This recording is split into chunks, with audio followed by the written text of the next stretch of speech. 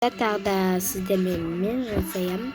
Қазір біз үй жұмысы 11-де шығаратын боламыз. Қазір соны оқиық.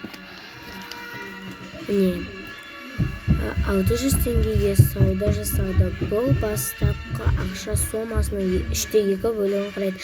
Астыңғы соманы тап, кері есеп құрастырдық. Қазір асы шығарамыз. Асы қазір жазамыз соны.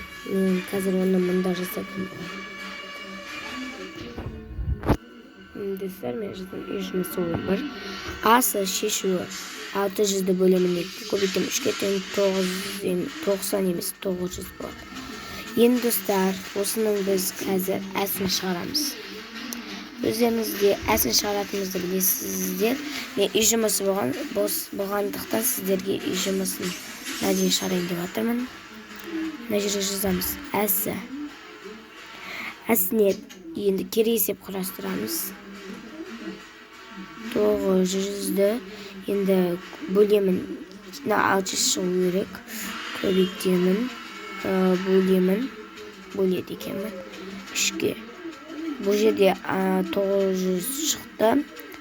Көбейтемін 2-ге 12 шықты. 9 бен 3-ті бөлінген кейін соған 12-ге 2-ні қоссам неше бізде достар? Әрине 600.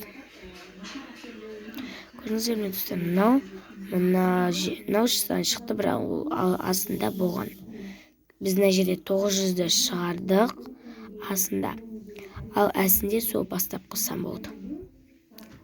Сау болыңыздар достар. Лайк басыңыздар.